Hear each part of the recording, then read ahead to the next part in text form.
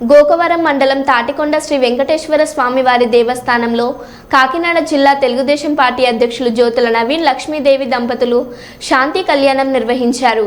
తాటికొండ దేవస్థాన మాజీ చైర్మన్ బద్దిరెడ్డి అచ్చెన్న దొర ఆధ్వర్యంలో ఎంతో ఘనంగా జరిగింది.